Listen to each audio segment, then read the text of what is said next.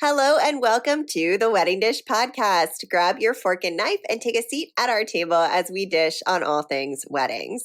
You'll hear stories and tips from real couples and wedding pros about love, life, and entrepreneurship.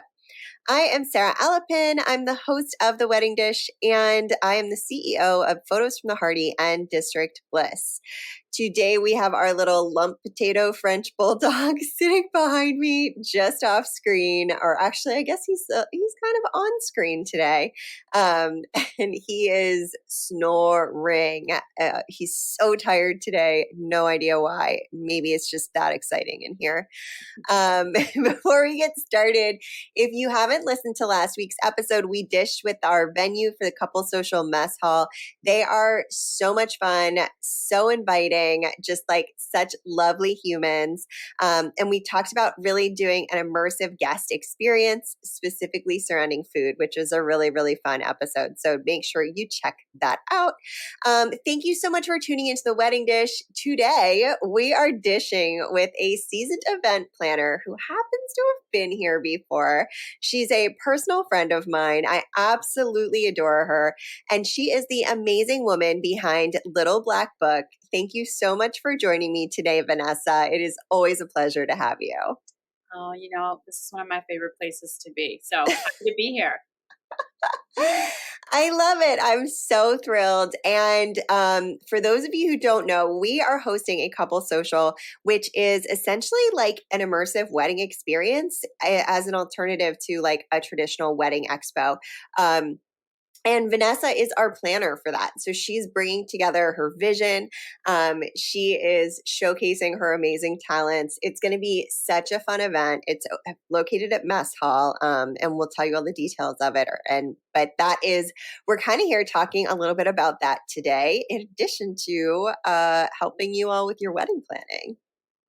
Are you ready to get into it? Let's do it. All right, let's dish. We're talking today about non-traditional weddings, and traditional wedding being, well, how would you define a traditional wedding? I don't even really like to use that word these days, and I tell you why. There are so many different options out there for couples. Couples look a lot different than they did, a decade or two ago. And so one of the things at Little Black Book that we stress is that we really try to be couple centric. And what we mean by that is we want to focus on what's going to reflect you as a couple, right? So if tradition is what you are and what you like and what appeals to you, then absolutely let's do that. But if it's not, then let's throw it out the window, right? So I think every couple honestly should approach it from the perspective of what's going to really reflect us and show who we are. I like that. So I guess I would define traditional as that cookie cutter old school pictures that with the cakes that have columns and the the almond joy favors. Yes. That's very retro. It's almost so retro that it could be cool. I was thinking the same thing. Like those column cakes could be amazing now. Yeah. Oh my God. I used to always look at those and think, how does someone not bump into it? And I think that tells you a lot about me. It's some insight. Oh gosh. Okay, so we're going to talk about, the non-traditional and I guess more personalized to you, embracing who you are weddings today. If we're talking average cost, and I realize we are in the DMV, which is the DC, Maryland, Virginia area. So if you want to answer for DMV, that's fine.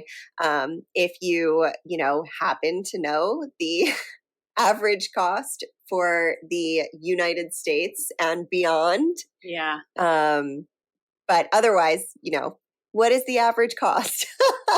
Yeah, so that's a tough question because even in the DMV area, it can range so much. Baltimore prices are different than DC prices versus wine country in Virginia, right? But typically what I like to use as a benchmark is about $200 to $250 per person. That's kind of average in this area. Now, you certainly can spend less and have a extremely nice event. And obviously, you certainly can spend more. But that's kind of the mid-range, like 100, 120 people in this area. Got it. Yeah, that makes sense. And I think the appropriate way to price it is to think of it per person because, obviously the more guests you have, typically, there were fees associated with our catering because we had under 25 people. Yeah. Yeah. And that's, you always got to read the fine print too. Yeah. Yeah. So traditionally thinking, like not traditional wedding, but like typically thinking like you're going to, it's going to be a cost per person kind of average. Right. With the exception of if you're getting, and we ended up going with a restaurant catering instead because they didn't have a fee. Right. So, which worked out fine. Which is an option. Yes, absolutely. And I think it was probably ended up being a little bit more expensive, but I think it also tasted better and was a better overall quality experience for our guests. Yeah. In that situation. So what are some like, offbeat, if we want to call it that. And if you want to correct my phrase terminology here, feel free. I'm always learning and growing, as we all should be. What are some of the trends that you're seeing happening right now? Yeah. So trends around attire. I love different types of attire. So people are opting out of traditional wedding garb. So, maybe instead of a white dress, somebody's doing a different color of dress or a jumpsuit. Jumpsuits are something I think that started a little while ago that I've seen kind of pick up speed. And it kind of started in like the wedding party area and have migrated over. I've seen some really lovely wedding jumpsuits and, even on for like groomsmen, like suits and that, and not actually, and the suits thing, not even limited to the groom. Like I've seen suits across the board, some fabulous ones. We did a wedding out in Charlottesville last year, and the bride in that particular case, the folks on her side had velour jumpsuits, and it was like different varieties, like an off the shoulder one, like a deep neck one, like a bell bottom one, and it looked amazing. So I think it really just depends. I think from an attire perspective, you should take into account if you do have a wedding party, the different body types that you're working with, what you want your people to feel comfortable up there supporting you, and then obviously what's going to fit in with your overall vision. But that's a trend that I really like. I think people are kind of talking about retro, seeing more retro elements being added back in. And sometimes people are mixing the more traditional wedding stuff with like a touch of retro.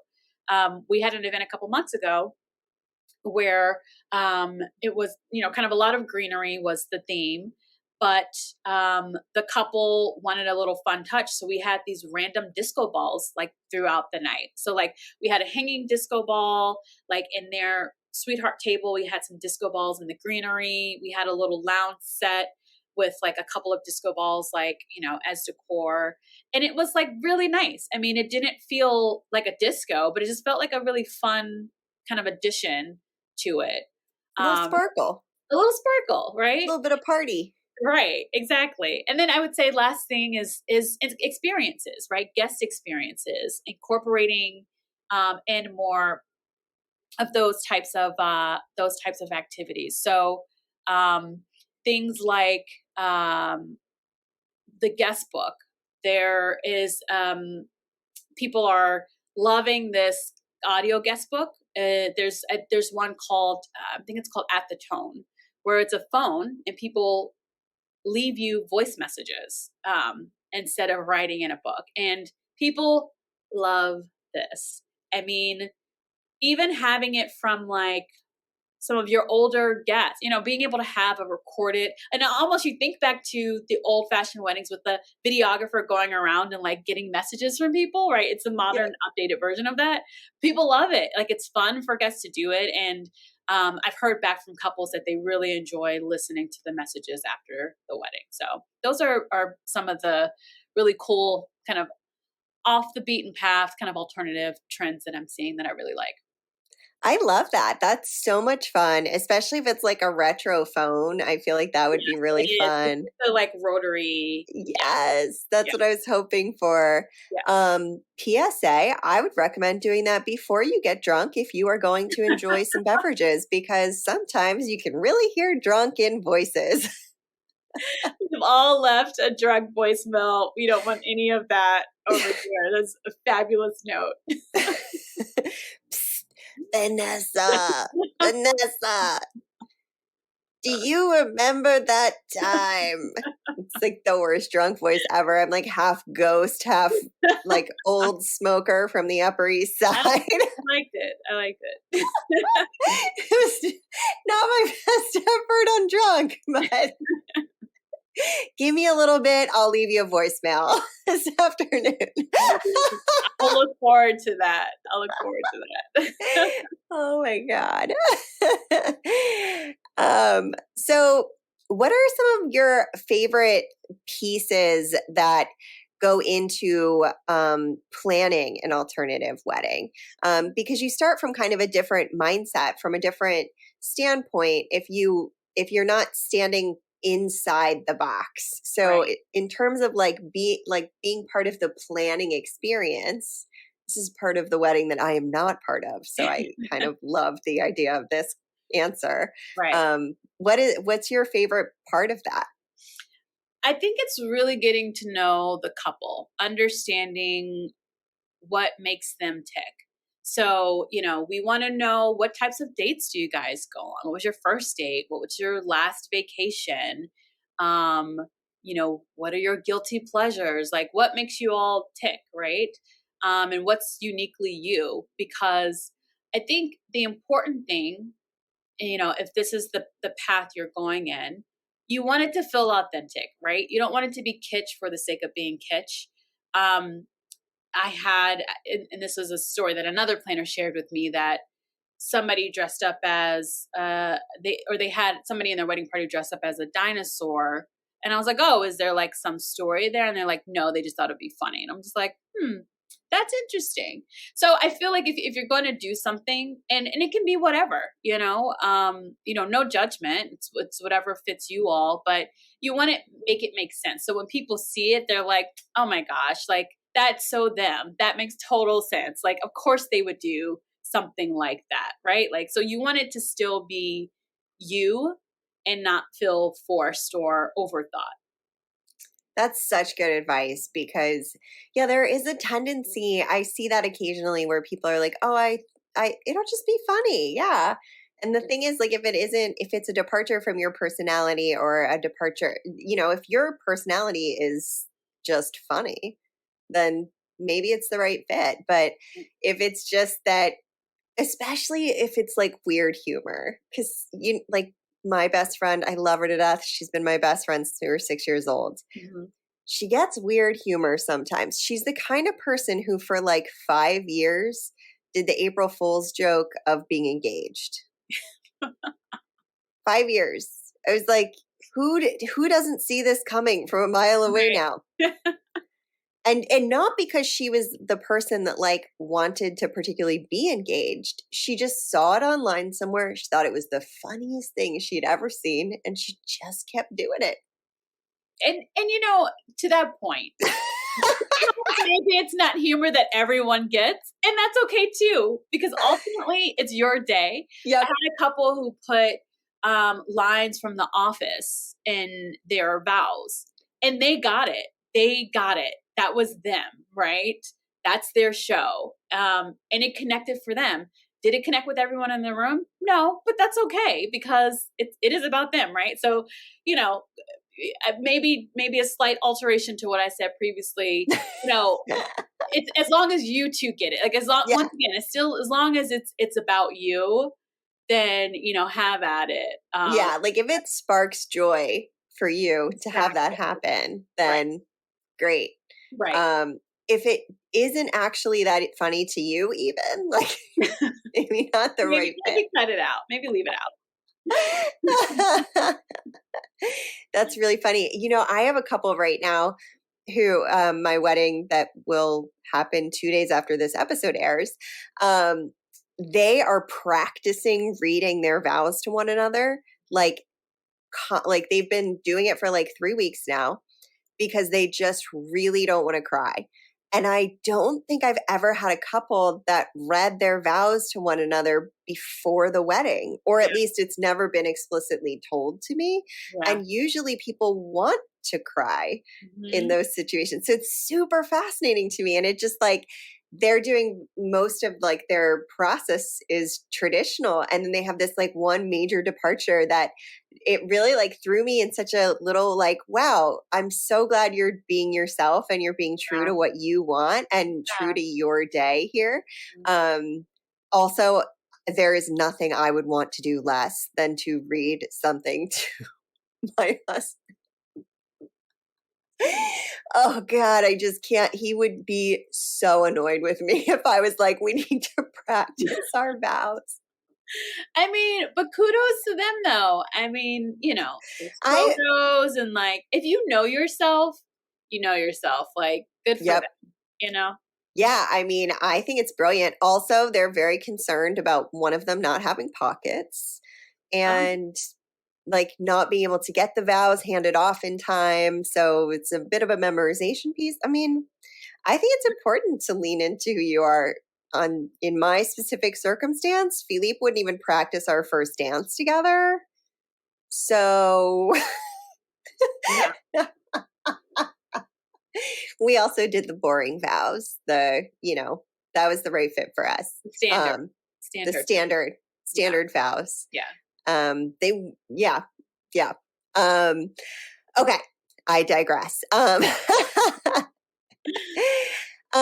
So what are some recommendations that you have for staying within your budget in terms of like, where should you think about splurging and where should you think about saving? And I realize we're talking about this in a very,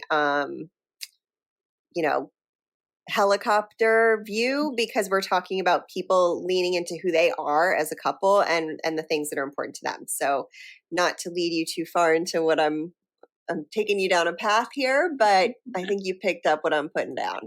Yeah. So I think you have to decide, and this is important for all couples, what's most important for you, right? And so you have to narrow that down. Maybe it's 2 or 3 things that like, these are the things, right? Like when you wake up the next day, the morning after, like, what do you want to say? Oh my God, I'm so glad we did that because of XYZ, right? So you have to decide what's important.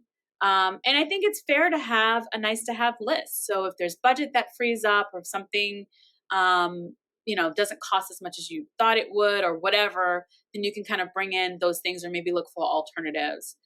What I will say is try to avoid the trap of DIYing it all. Now if this is asterisk, if DIYing is your thing on a regular basis in your everyday life, you are a person that takes on a project and enjoys taking on that project, that is typically different.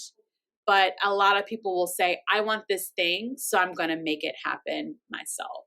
So I'm not anti-DIY. I am anti-stress, right? And the last thing you want to do is show up to your day or the day before or the week before and be so stressed about this thing you've committed to.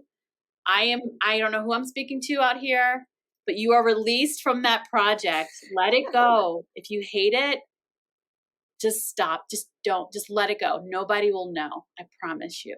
Just let it go.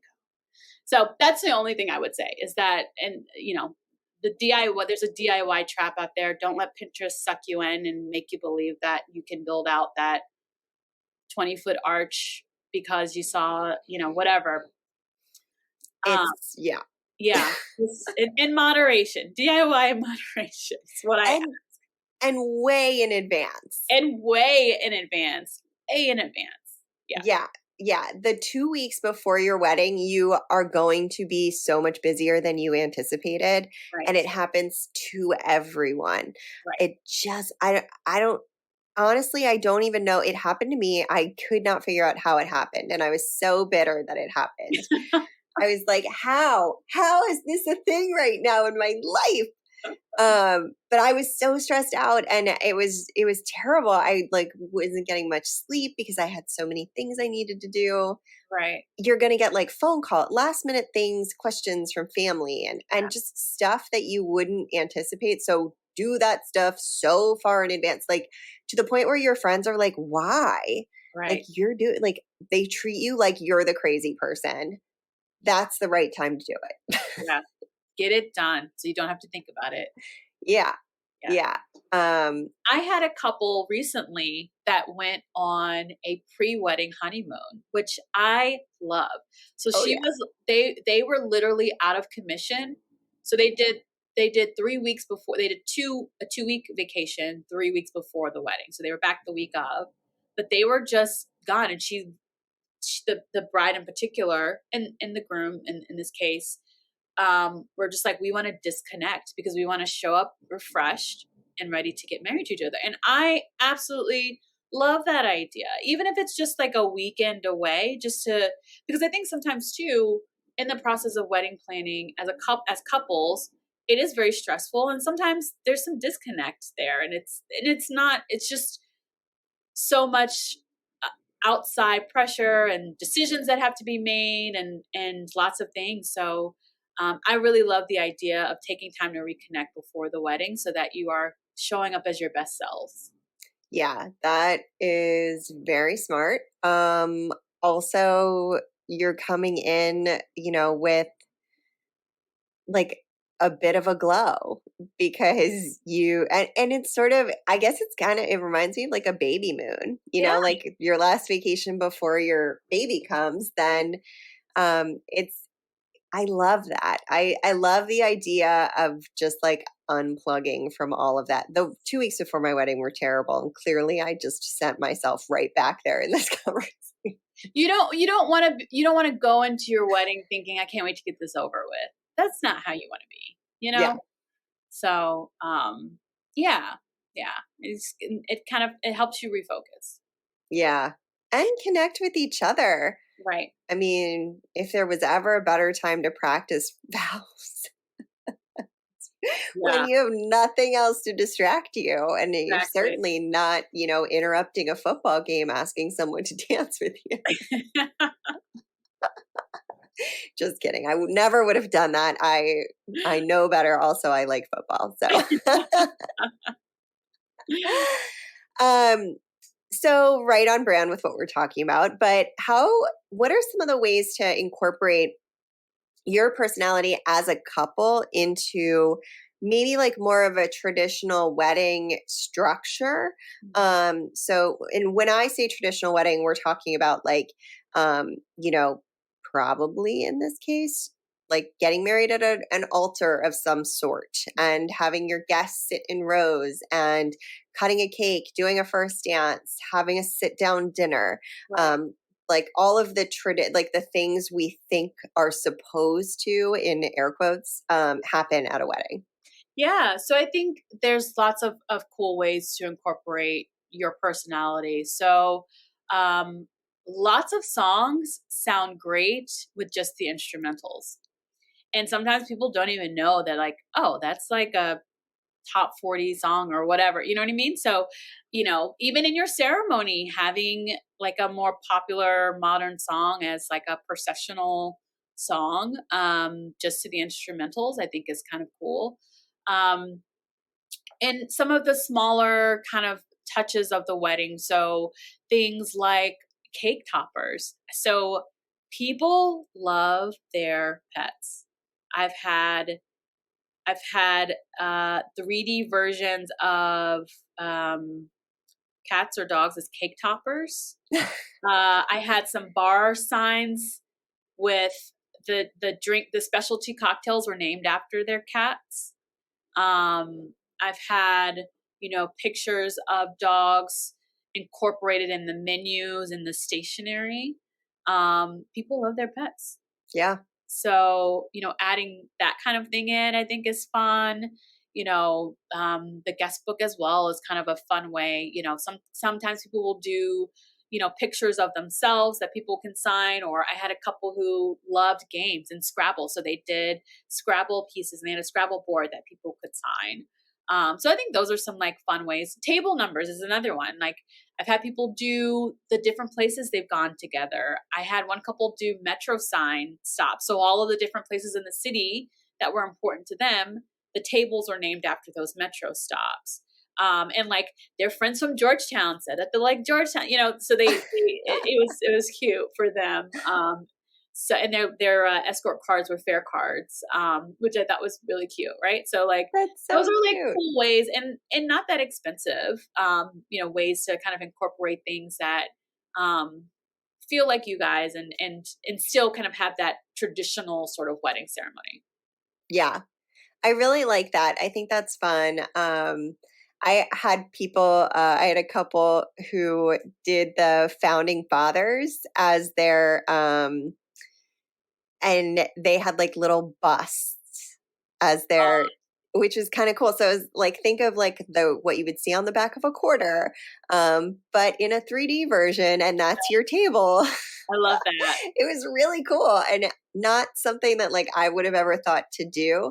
And I had another couple, because I love DC themed things. I think they're so fun. I had a couple who did a scavenger hunt where you had to figure out where this thing was, and that was it was like on the inside of their place cards. Yeah. And then that was your table. So some people had to, like, maybe you were Googling, but a lot of people asked each other. So it also fostered this really cool sense of like, it gamified it a little bit to find your table. Yeah. And it was just like really fun to have the guests like come together and, like imagine a scavenger hunt at your wedding, and it's all special places that maybe you got engaged at the Library of Congress. So it was something like facts about the Library of Congress, or it was just really cool. And that one was at Hotel Monaco in Chinatown. So it was like very on brand for the hotel. I love that. That's so cool. Like, and like you said, if it's special to you all, and people will get into it, right? Like, so I love that. Yeah. Next wedding I go to as a guest, can someone please do that? That would be so much fun. I would love nothing more than to have to do a scavenger hunt to find my seat. I've seen a crossword puzzle in the program. So it had different facts about them in a crossword. I've seen facts on cocktail napkins as well as a fun way to do it. So yeah, there's lots of cool ways to incorporate that kind of stuff. That is really cool. I had a couple who they both worked for NASA. So one of them designed spaceships and the other one was an engineer I don't want to misspeak about what they actually do, but their programs turned into paper airplanes. So when they came back down the aisle in their recessional, everyone folded them up and threw the paper airplane, which was such a cool picture. I love cool. I love that. And then their centerpieces were like they had this like cloud tube that went up into like, it looked almost like kind of looked like a little bit like, imagine a tornado, but of light that went into a cloud.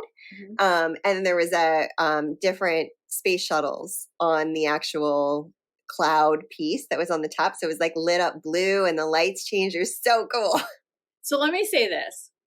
For my alternative couples out there, we in the industry love you. Yeah. The chance to do something different and fun and creative out of the box, like, we love it. We absolutely love it. So just saying. Yes. Like, we could literally sit here and just tell each other stories about cool things we've seen people do at weddings right now. Like, I'm so excited to tell you about these silly things. And I wasn't even a guest. I was photographing. Right. Yes. I wish I was a guest, but photographing it was great too. Yeah, absolutely. Yeah, I think it makes it more fun as a vendor because it also really brings you into that couple's relationship, which makes it more personal, which makes the entire end product, especially for photography standpoint, and knowing that like as the photographer capturing all of the pieces that you put together as the planner, or the caterer or the florist or whatever vendor you might have at your wedding, it makes it so much more personal and everyone feels emotionally invested in your day, which is a really cool piece too. That is my absolute favorite thing. Like I have a relationship with every single couple that I've ever photographed their wedding, and there are hundreds of them. Yeah. It's so funny you say that. I have one couple, they got married in October, like maybe 2019.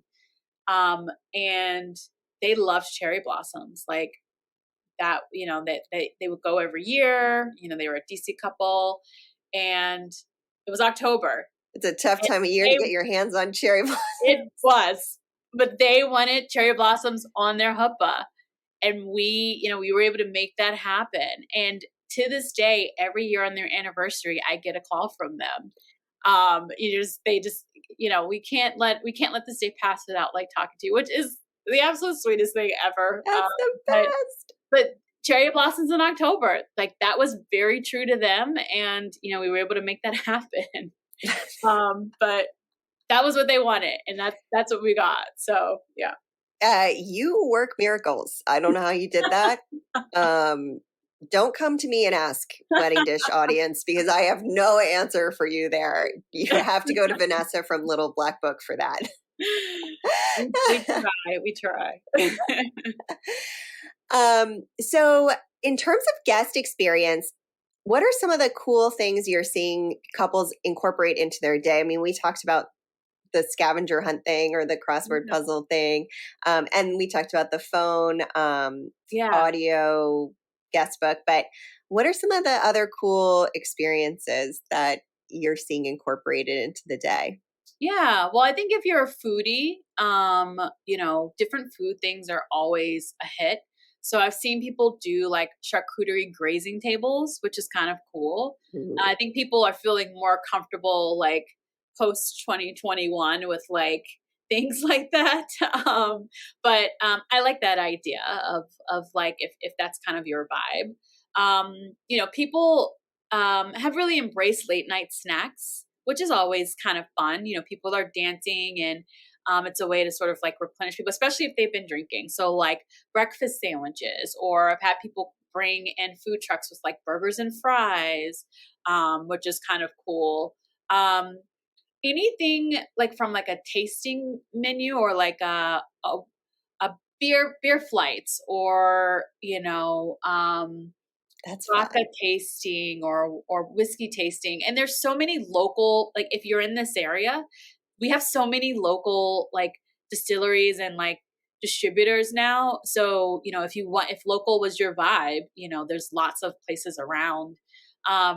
Cigar rolling. I had a wedding, and it was a tribute to one of the dads of the couple, who was Cuban. And so we brought in a cigar roller, and they would hand roll cigars, and there was an outdoor space people could smoke those. And that was the favor.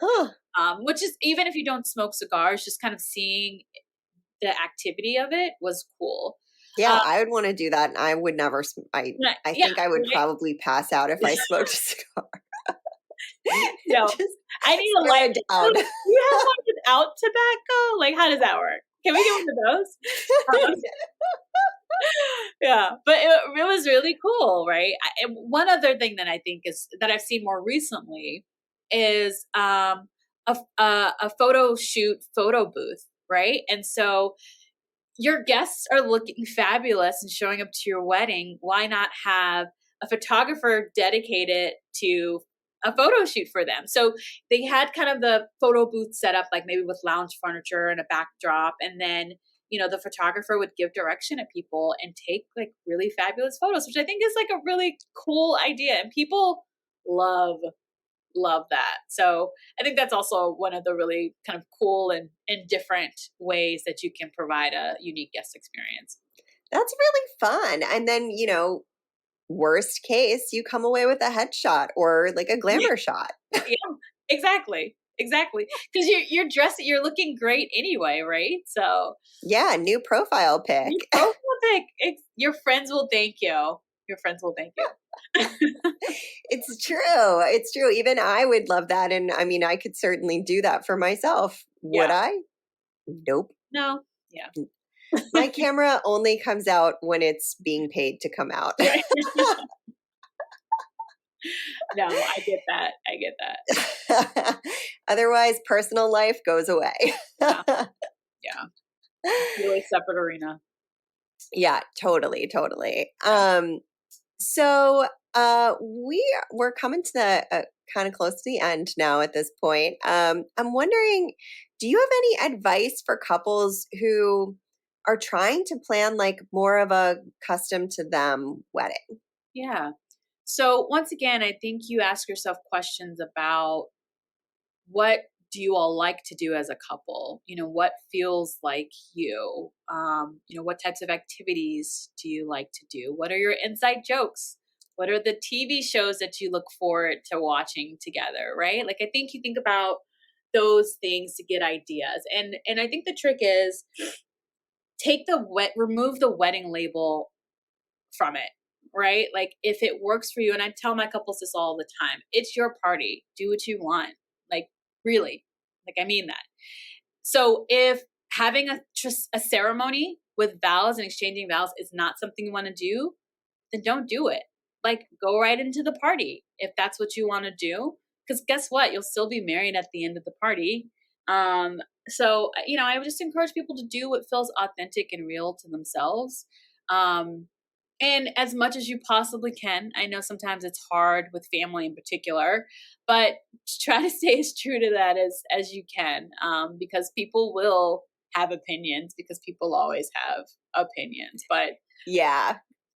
which is the tough part of it, right? But I think the what I always kind of try to help people visualize is that morning after when you wake up and you roll over and you're like, wow, I can't believe we did that, but that was so freaking awesome, right? Like the last thing you want to do is, that was great, but I really wish we had done XYZ, right? Like you don't want the regret. So like do what feels good to you, do what feels right and really reflects you all as a couple. I could not agree more. And to echo what Vanessa said, other people are always going to have opinions. If you go with everything your mom, and this is the like cliche, but everything your mom wants you to do at your wedding day, your mom still is going to have opinions about how it's done. So and you might be completely unhappy. So finding the way to be happy and, releasing those, what I did with my wedding, because we did a lot of controversial quote unquote things, which was just not have a ton of people. Oh yeah. um That's a tough conversation. yeah. I just let people give me their opinions, and then I just released it into the ether and let it go, because there's nothing I can do about it. I'm not changing this. This is for us, not for everybody else. Now, what I will say, there are people out there, I can hear them now, but you guys don't know my parents. Mm-hmm. Everyone thinks their parents are the worst ever. So what I would say, my advice, I'm going to give some bonus advice here. I think it's equally important to know what's not important to you, right? So for those parents who maybe feel like they just have to be involved, give them a small project that you literally don't care what happens, what the outcome is. Maybe it's your transportation or the hotel blocks or welcome bags or whatever the thing is, right? If you feel like you still want to incorporate them in some way, but you're maybe nervous about it aligning to your vision, maybe think about a project that they can own and still feel like they're a part of your day. So just a little something that's worked in the past. Yeah. People like a project. They do. They like a job. Yeah. Makes them feel important and empowered and like they're part of it. There you go. I love a good job. Me too. I probably have too many of them. I take on too many projects, but yeah. Yeah. Yeah. I think I might be in the same block with you on that one. Well, Vanessa, I'm so glad that you joined me today on the Wedding Dish. I'm thrilled to have you as part of our couples social.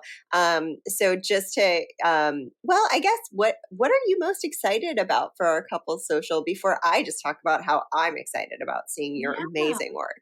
Well, I mean, I love Mess Hall. It's such a cool venue. And so I'm looking to see what the other vendors come up with. Once again, people love to be able to get creative and get into an element where they can just sort of dream up something. So I'm excited to see with the people who sign on with us, what they come up with, and being able to expose some of our couples to some of the things that are possible. So I'm really excited for that. Me too. Me too. And I also love Mess Hall, and I love, to me, the couple social is like a very personal interaction because you get to know the wedding vendors in real life and see what they do. So it's kind of like if you got to go to somebody's wedding that was having, vendors that you didn't know the people getting married.